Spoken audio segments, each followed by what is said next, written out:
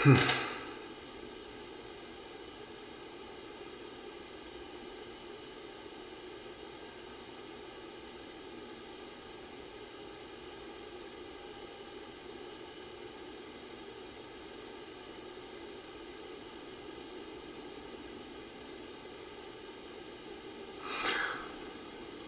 this is kind of weird. I have a new setup that I'm experimenting with. Can anyone let me know how does the sound?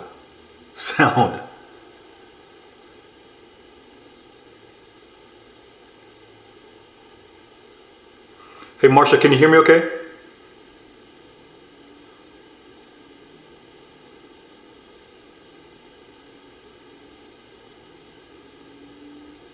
Thank you. In some ways this is an experiment, but I do have a message to convey, and prayerfully I'll get it conveyed the way the Lord wants me to do it, as opposed to focusing too much on basically testing out new equipment. But this is Social Aloe Ministries, where we set the captives free. I didn't think about it until then, but setting the captives free, because as you can see, this message is about a caged soul. You may have heard the term before, and oftentimes they're speaking about spiritual warfare, and there is a place for that.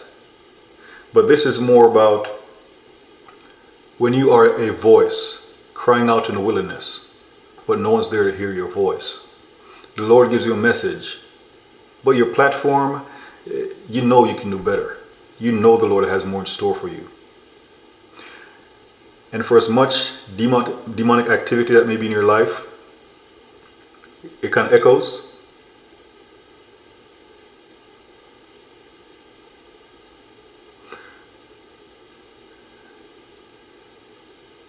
I'll try to work that out later. Hopefully it is not too bad and you can hear me. But it's about when you're in a season, you know you're more talented, more anointed than the platform that you have. And a great example of that is with the story of Joseph. And for the most part, just going to focus on Genesis 37. Now Jacob lived in a land,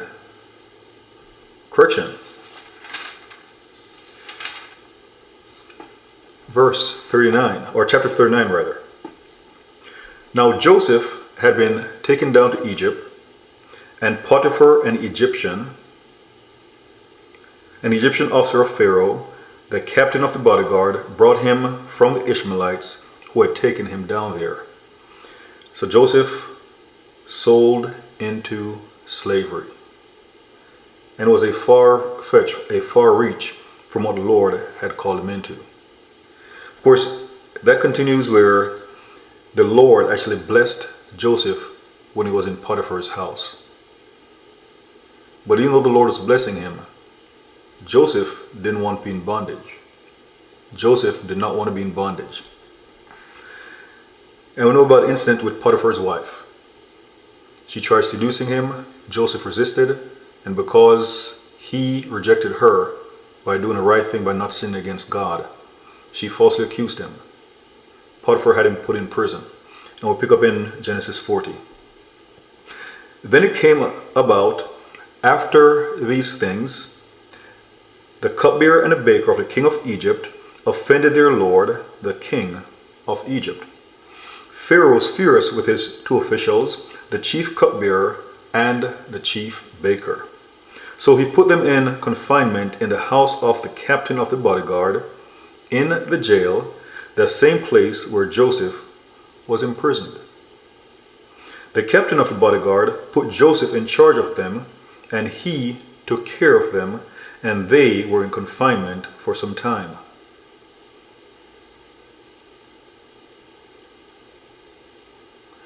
So Joseph actually watched over these two men. He took care of them. Then the cupbearer and a baker for the king of Egypt, who were confined in jail, both had a dream the same night, each man with his own dream, and each dream with its own interpretation. When Joseph came to them in the morning and observed them, behold, they were dejected. And I did a long teaching about Joseph And I mentioned how Joseph was in prison, but he was still caring enough about those men to look at them in their affliction, even though he has been afflicted himself, and he actually took notice of them. But one thing about leadership, the way you are in leadership at lower levels is basically where you're going to be at higher levels. Now for some people, the higher up they go, power gets to them, they become more corrupted, or they become corrupted. But leadership traits are basically developed in the trenches. And that's part of the reason why the Lord will keep you there. He asked Pharaoh's officials who were with him in confinement, why your faces are so sad today.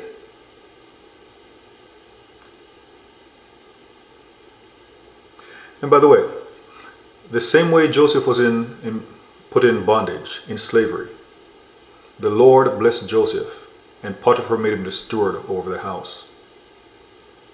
That was a blessing, but Joseph was still in captivity.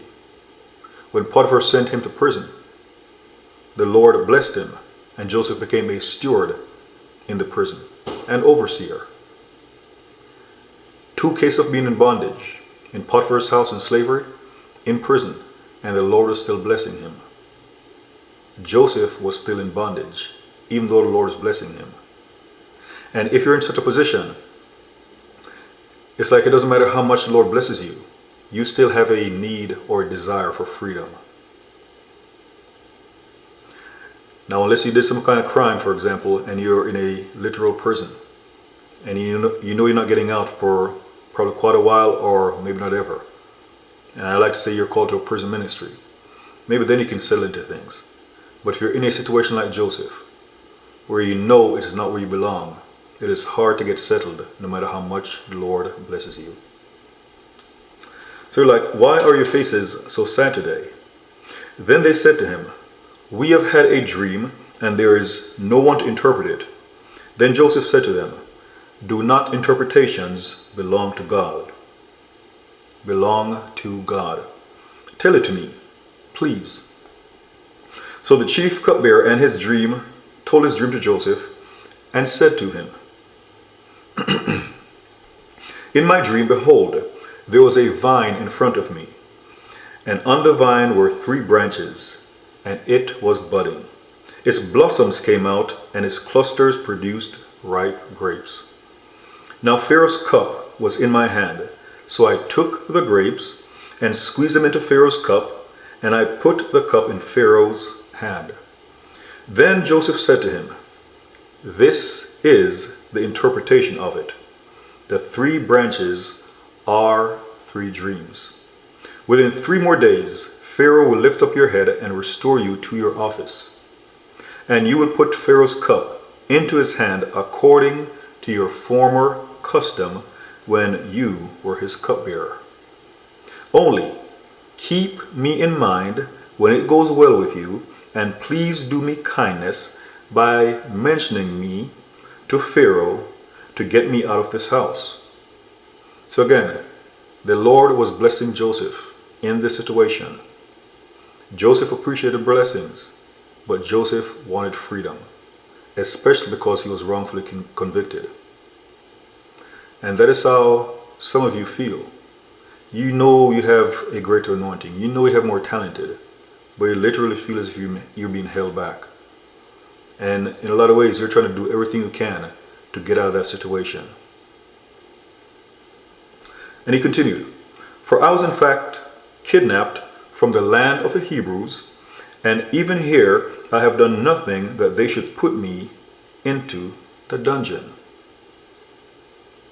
And what I'm saying may sound accusatory, but it was the Lord who was allowing these things. But it didn't look like it. We know Satan. He's the accuser of the brethren. But a lot of times things are going on, and we're quick to blame the devil, but maybe God. And sometimes things are going on, and it is the devil, but we're blaming God. Because not only is Satan the accuser of the brethren, he also causes us to accuse God. So we need discernment regarding where we are and who's actually behind what we just call the captivity. Is it God? Is it a person, a human being, or an evil spirit? Continuing. When the chief baker saw that he interpreted favorably, he said to Joseph, I saw in my dream, and behold, there were 3 baskets of white bread on my head. And in the top basket there were some of all sorts of baked food for Pharaoh. And the birds were eating them out of the basket on my head. Then Joseph answered and said, This is the interpretation. The 3 baskets are 3 days. Within 3 more days, Pharaoh will lift up your head from you and will hang you on a tree, and the birds will eat your flesh off you. Now I can imagine the baker. He heard 3 days, and he's thinking, the cupbearer heard 3 days. He's getting out in 3 days. I'm probably getting out in 3 days. But then Joseph was honest with him, letting him know in 3 days it wasn't going to go well for him.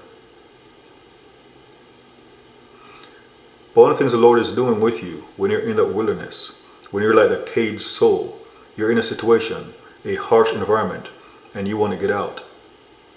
The Lord is developing in many ways. Here we see Joseph's integrity. He gave what thus saith the Lord. He gave the word of the Lord. He wasn't compromising. He wasn't sugarcoating. What's the Lord told him to say, or gave him to say, that's what he said. And by the way, sometimes you're in that place, that hard place, and people will see, they will know what you're going through, they will hear the messages you're delivering, and they may think that you're delivering those messages from a place of hurt. When in fact, it doesn't matter if you're in a prison or the palace, you're going to give the truth. In fact, that's what the Lord wants you to do. Give the truth when you're in the wilderness.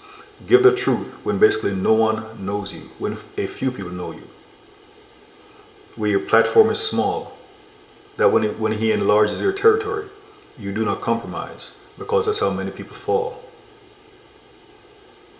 And we know with Joseph, he later on interpreted dreams for the Pharaoh, and he didn't compromise. It was a similar situation. On the biggest stage of Joseph's life, he didn't compromise. He told the Pharaoh, there'll be 7 years of feast, followed by 7 years of famine. This is what you need to do. Joseph, he didn't change. But all these things were developed when we can say that Joseph was literally a caged soul. He had so much talent, and everywhere he went, the Lord would bless not only him, but those around him. He went to Potiphar's house. The Lord blessed Potiphar's house. He went to the prison. The Lord blessed the prison because of Joseph. And you may see where you are in a hard place. You need the Lord to deliver you out of a situation. And even though he's allowing you to stay in a situation, you're still blessing others. Because now we're going to cover something that can be a little bit hard to take at times. Thus it came about on the 3rd day, which was Pharaoh's birthday, that he made a feast for all his servants, and he lifted the head of the chief cupbearer and the head of the chief baker among his servants. He restored the chief cupbearer to his office, and he put the cup into Pharaoh's hand. But he hanged the chief baker, just as Joseph had interpreted to them, just as Joseph had prophesied, because interpreting a dream is actually a prophetic utterance. So Joseph prophesied, Joseph gave him the word of the Lord, and here it is 3 days later. Those 2 messages came to pass. And then chapter 40 ends. Yet the chief cupbearer did not remember Joseph, but forgot him. When you are that caged soul, you may find yourself in a position, a hard place, and you are helping others, and the Lord is setting them free. and a question you may have for the Lord. What about me? When is it going to be my time?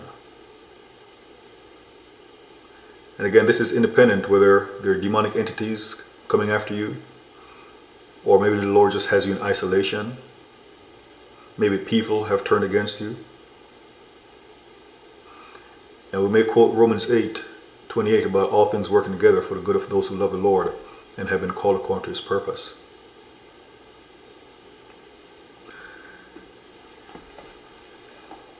But in Psalm 105, we see other things that Joseph went through.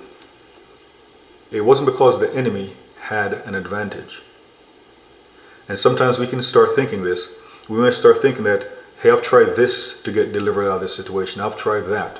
I've done what other people have done, and it haven't worked for me. I have seen other people go ahead of me while I'm still stuck in the situation. When is the Lord going to call upon me? I know I have more talent or more anointing than this. I know the Lord can better use me than in this position. And those are some of the things that you may cry out. And not saying you're right or wrong to cry out with those things, but when you're in that furnace of affliction or the refiner's fire, those are the kind of things that come out. In Psalm 105, and this was David speaking, start in verse 16. And God, called for a famine upon the land, and he broke the whole staff of bread. He sent a man before them, Joseph, who was sold as a slave. They afflicted his feet with fetters. Of course, fetters are like the iron bracelets or iron anklets that they put chains in. So Joseph was literally in bondage. He himself was laid in iron until the time that his word came to pass. The word of the Lord tested him. And sometimes even if your strife is against demonic entities, it is not that the Lord can't deliver you or he doesn't want to deliver you. But if he is allowing something, he has a purpose for it.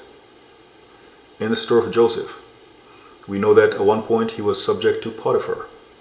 Then he was subject to the captain of the jailers. When Pharaoh exalted him, when the Lord exalted him, Joseph outranked Joseph outranked Potiphar. He outranked the jailer. He outranked even the cupbearer who had forgotten about him for 2 years. Also it says, until the time that his word came to pass. Joseph told the cupbearer to put in a good word to the Pharaoh for him, but it didn't work. And it didn't work, not necessarily because the cupbearer was a bad person. Because how can you forget about someone only after a few days? It wasn't the time yet. And I've covered in other teachings, if Joseph had told the cupbearer, put in a good word for me, and the cupbearer did, then Joseph would have felt indebted to the cupbearer. So part of that, after having forgotten him for 2 years, Joseph knew that any kind of freedom he got was going to be from the Lord. Some people are in that situation. You may have demonic entities coming at you. You may be having dreams about finding yourself in prison, being bound by chains and fetters, being tied up like how Delilah tried tying up Samson, being stuck on a spider's web, being in a vehicle and all it's doing is moving backwards, running and find yourself running in mud. You're riding a motorcycle, you're going fast, and next thing you know you're riding through mud and you slow down. Those are all signs about being a spiritually caged soul. But the enemy can't do that stuff unless the Lord is allowing it. If the Lord is allowing it, it is only for a season. I've said before, every trial has an expiration date. And the word of the Lord, it has an appointment date. So here it is. They afflicted his feet with fetters. He himself was laid in irons, until the time that his word came to pass. The baker's word came to pass after 3 days. The cupbearer's word came to pass after 3 days. Joseph's words coming to pass, it really started manifesting after 13 years. His brothers didn't bow down to him until 22 years after the Lord gave him the initial dreams. So it took some time. It's not a rule, but oftentimes the magnitude of your promise means you're going to have to wait a little bit longer. Abraham and Sarah, they probably had many men in their camp, and they had hundreds of them. They probably had many men in their camp who were getting women pregnant. While Abraham seemed like he was, I'll just say, misfiring.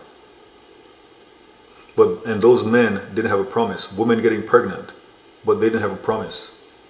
But Abraham and Sarah having to wait for 25 years. And it wasn't until the 24th year where the Lord finally said, by this time next year, I'm going to bless you with that son. And when Sarah laughed, the Lord let her know it was going to happen by the appointed time. So do not despair simply because your appointed time hasn't come yet. Also remember this, when you receive a word from the Lord, do like it says in Habakkuk 2, write it down. Write the vision, make it plain. The Lord also said it will surely come to pass. So when you have a word from the Lord, know that at some point in time, He must change your circumstances in order to bestow upon you the blessing that He said He would. He's not a man that He should lie.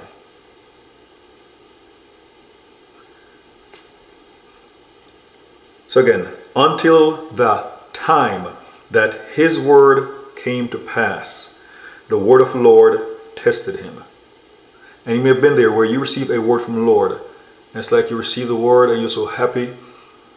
You're doing a praise break. You're dancing around in church. You're telling all your friends and stuff. You're excited. It may seem as if because the person was person's talking about, oh, this was so heavy in my spirit. It seemed like it was going to come to pass like within a week. And the next thing you know, you're waiting. You're waiting. And it's like the promise just beats you down.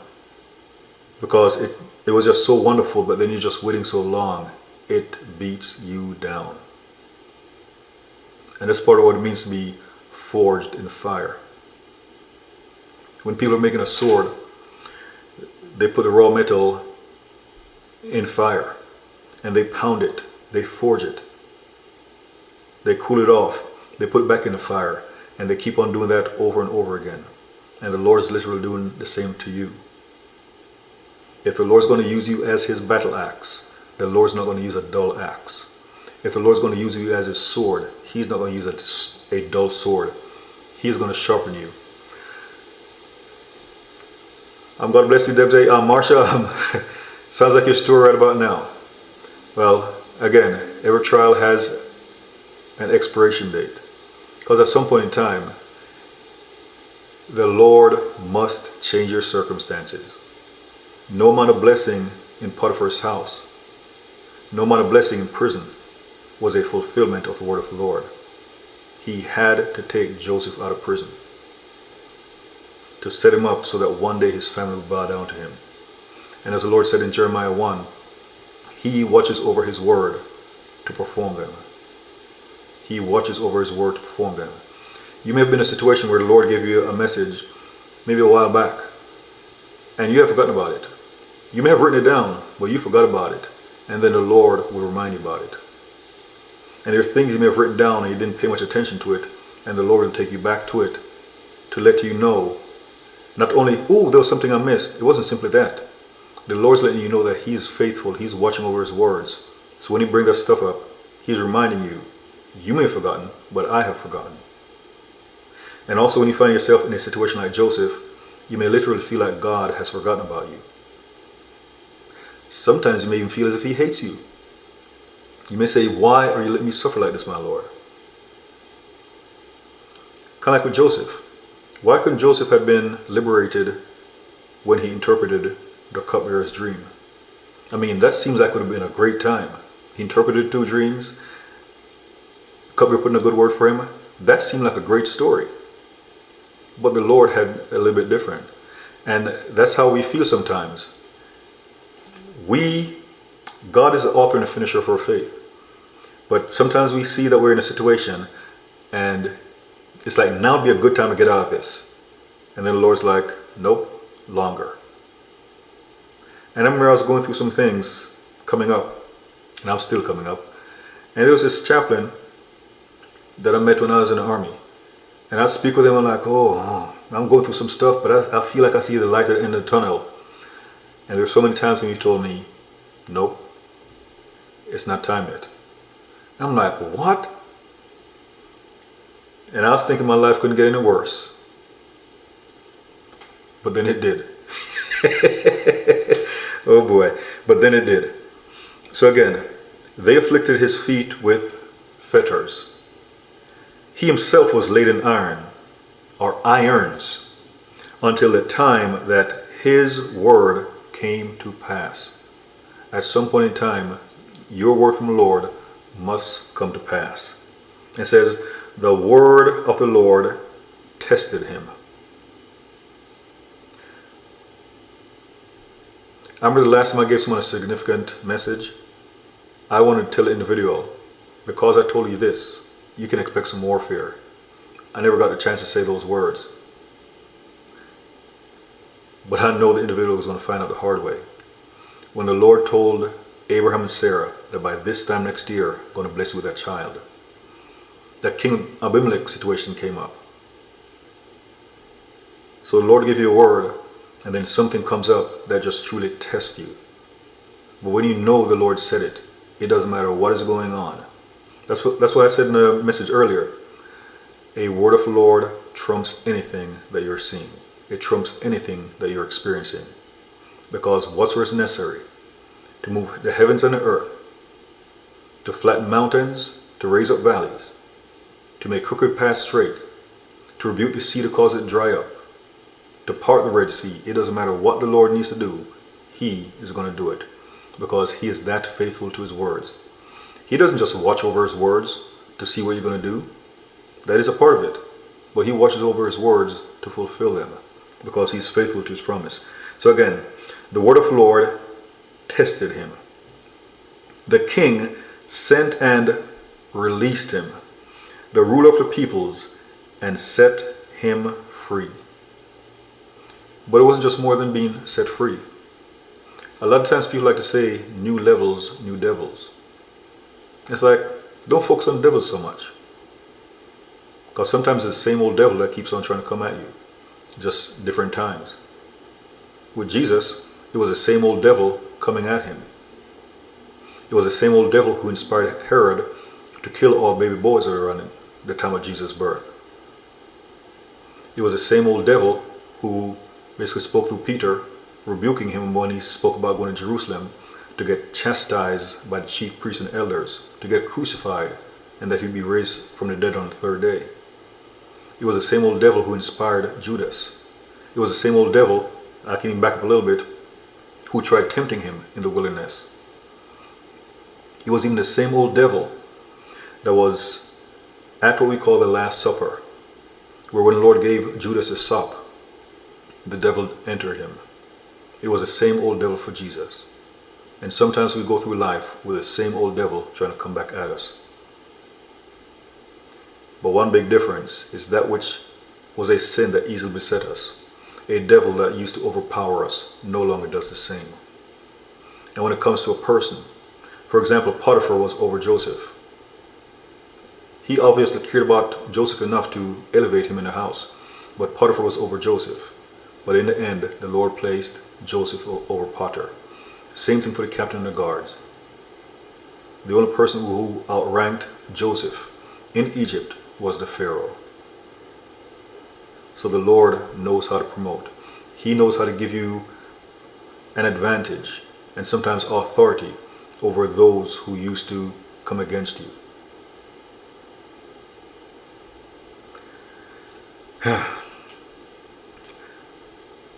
So again, the king sent and released him, the ruler of the peoples, and set him free. But it was more than freedom. He made him Lord of his house and ruler over all his possessions. To imprison princes at will that he might teach his elders wisdom. And many people are, what you say, coming up, and may seem as if they're overnight success. But they don't see those long, dark nights, years of tears, suffering for the Lord's name, preaching, teaching until your voice goes hoarse, the nights that you stay up fasting and praying, your faithfulness to the Lord over the years. The Lord is looking for faithful people. And where he oftentimes finds the most faithful are those who've been enduring a tribulation for a long time. Those who have not denied his name. And I was going to close there, but the Lord's nudging me to read from Luke 4. But then he also gave me Revelation 3. In Revelation 3, this for those of you, I'll just say, you've been going through it for a while, but you've been holding on strong. You know the Lord has made a promise or promises to you. You've been holding on strong. You refuse to give up. It doesn't matter what's coming at you. You refuse to give up. You have every reason to walk away, but you've stayed.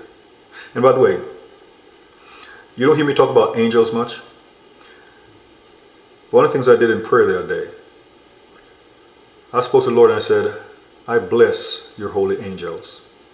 I bless your holy angels. Because at the time of Satan's rebellion, they had a choice to leave or stay. And they chose to stay. So I bless those holy angels. They had a choice. And also bless you. Those of you who you've had many reasons to walk away from the Lord. And sometimes all you can find is that one reason to stay. And that may simply be because you love them. Jesus said, if you love me, keep my commandments. You just absolutely refuse to give up. The enemy throws everything at you and the kitchen sink, but you refuse to give up. You will not deny the Lord's name. And I'll read from Revelation 3, starting verse 7. And the angel of the church in Thyatira, or in Philadelphia, correction, because I'm talking about Jezebel, in Philadelphia write, he who is holy, who is true, who has the key of David, who opens and no one will shut, and who shuts and no one opens, says this, I know your deeds. Again, I know your deeds. Behold, I have put before you an open door which no one can shut, because you have a little power, you have a little strength, and have kept my word, and have not denied my name. And I read the scripture recently and I'm reading it again. For those of you, you've been going through battles. Sometimes just the word of the Lord just trying you. You're like, okay, Lord, when is this going to come to pass? But you even lay down, in a sense, your own desires. And you're saying, Lord, I want this, or want these things that you promised me, but I want you even more. And your heart is crying out for those things. But at the same time, you're saying, Lord, yes, I want what you promised me, but I want you more. If all I have is you, that is all I need. And you are more than enough. And no matter what your heart is telling you, you know the Lord promised you, he's going to do it. We're just saying, Lord, you are enough. And even to the point you're truly content, where it's like, Lord, you're not a man that you should lie. You said it, you're going to do it. But guess what? I'll even give you a pass. If you never do this, I'll still love you. You're all that I need. And you say, you know what, Lord? You can even take this away from me. I won't tell a soul that you didn't do this, even though you said it. You're all I need. And you've truly laid it down for the Lord. When he's looking for a faithful servant, the same way when he sent Samuel to Jesse's house. Eliab, tall and strapping. Nah, this is not the one. He didn't look at Eliab's exterior. When we see in 1 Samuel 17, we see how Eliab was almost like a tormenting spirit towards David. After the Lord selected David, his family left him out with his sheep, didn't even consider him. That was the person the Lord chose. Someone who wasn't even considered. And as the saying goes, the Lord takes it from being overlooked to overbooked. And a lot of times your message, it doesn't change from the time you're in the wilderness. That's where the Lord puts his words in you. In Isaiah 6, spoke about the angel putting the hot coal in his lips, putting the word of the Lord in him. Ezekiel 8, the Lord is putting the word in him. The Lord touched Jeremiah's lips. He was putting the word of the Lord in him. And those of you, you've been grounding yourself in the word, studying. Oh, hi, Erica. You've been studying. And you're kind of like a Simeon. We're in Luke 2. The Lord told Simeon he would not die until he saw the Messiah. And when Simeon laid eyes on little Jesus, an 8-day-old baby, he was like, Lord, you can take me away. It's kind of like, this is the pinnacle of it. And Jesus even said that the way people saw him in the flesh, the many prophets of old, they longed for that. They wanted that ability. They prophesied things that they never saw come to pass. Isaiah is called the eagle-eyed prophet. He was prophesying things about Jesus centuries before he was born. David in Psalm 22, saying, my God, why have you forsaken me? Prophesying things about Jesus, but he never got to see it in the flesh. People long to see things in the flesh. People long for the new covenant, where you're living in it.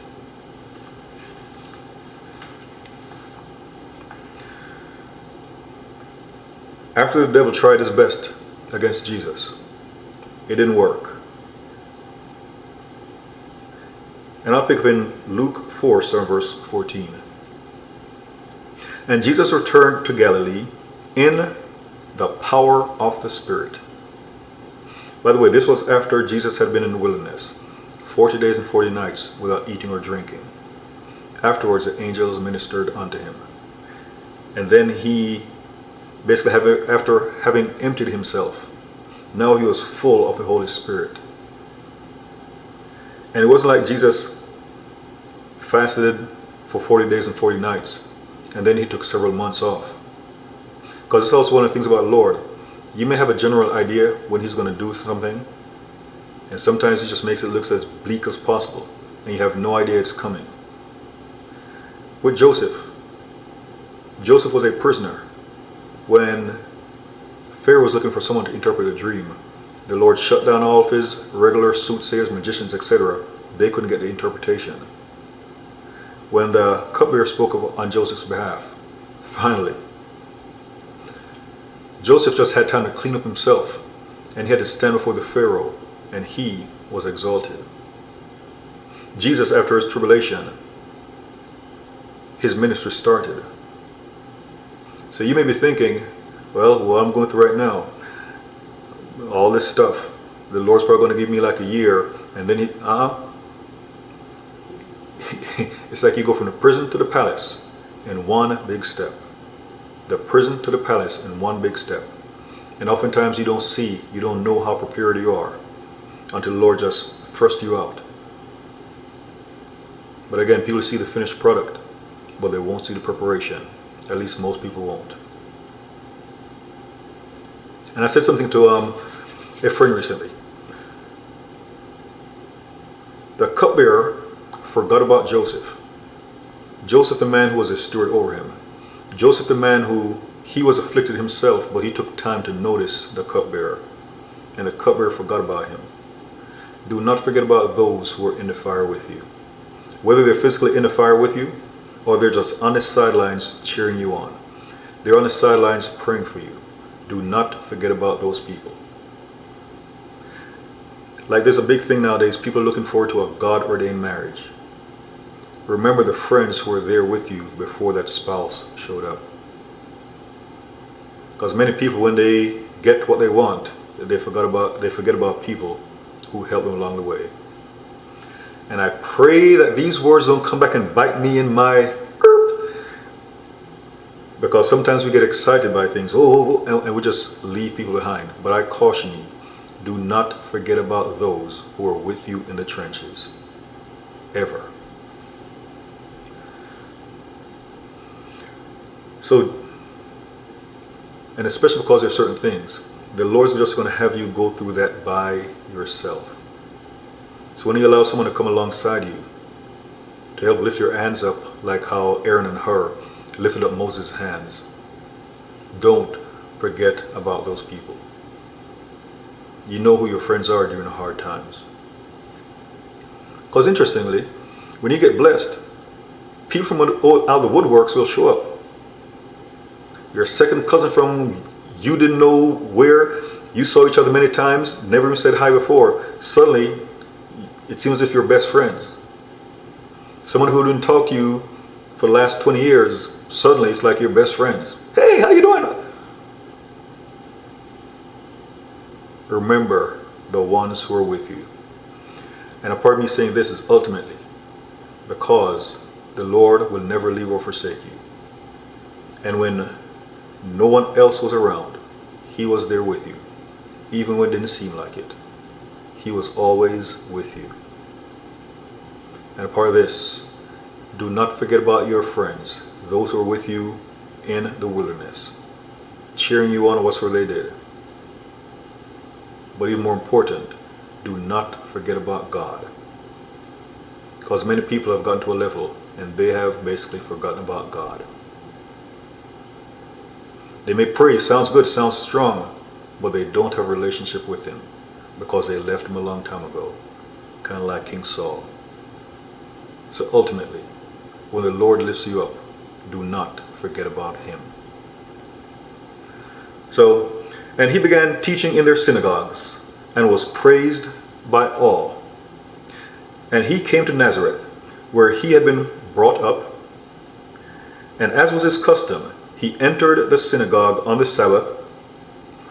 And usually there's trouble. Whenever Jesus entered the synagogue, trouble. Especially on the Sabbath, trouble.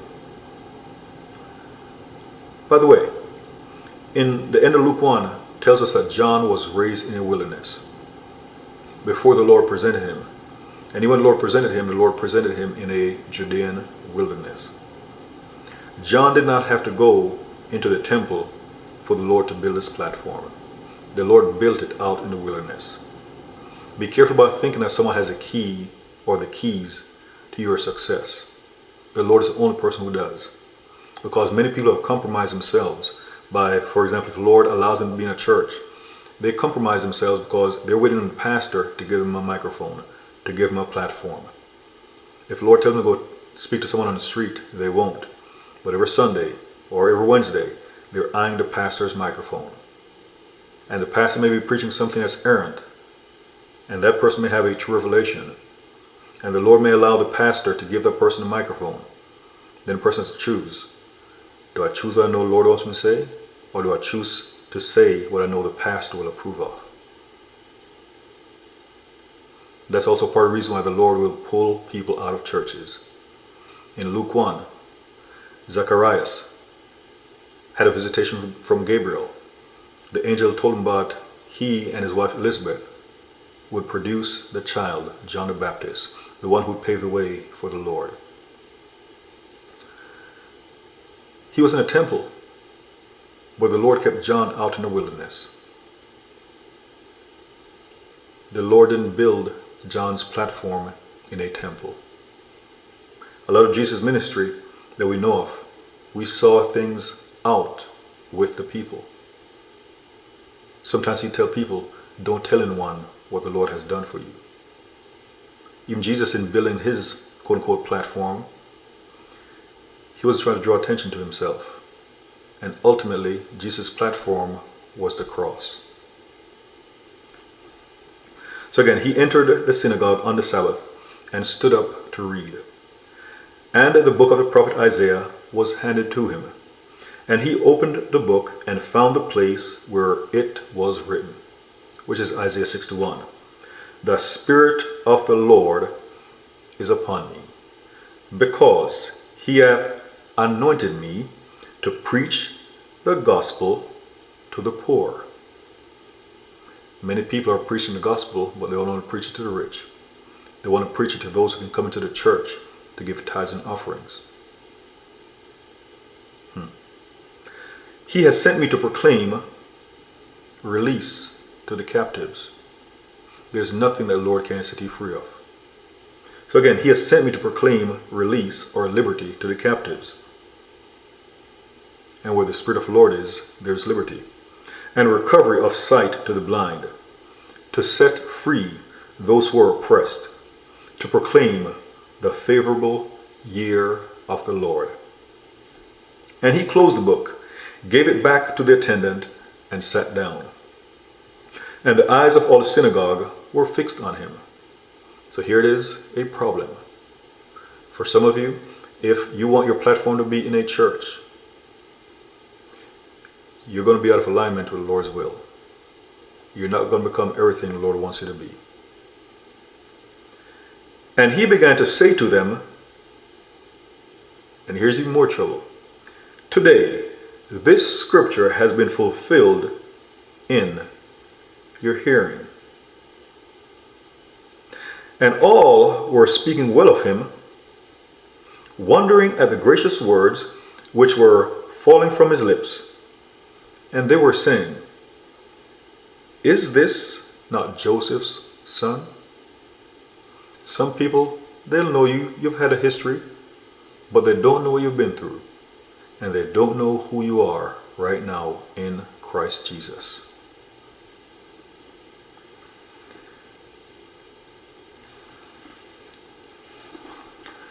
And that'll be the close. So this was a test of some equipment, but at the same time I did have a message to convey. And I actually have to listen to this to see how it sounds. But prayerfully, you got the message. And if you're in that hard place, that, hey, hi Luca, if you're in that place, whether you want to call it the furnace of affliction or the refiner's fire, there is a purpose for it, to refine you as silver or as gold. And no matter how painful it is, there's a purpose. You may be crying out like Jesus did on the cross, my God, why have you forsaken me? The Lord said he will never leave or forsake you. He is with you. Sometimes the Lord is silent. As it is said, a teacher is silent during the test. I pray this blesses you, and Jesus is Lord. I'll just take maybe a minute or so to see if there are any comments.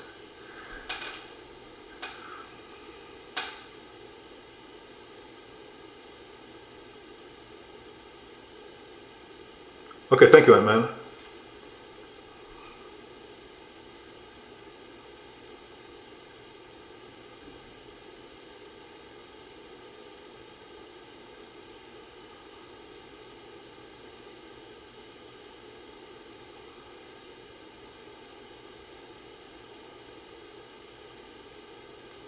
Well, thank everyone for your time. God bless you. And again, Jesus is Lord.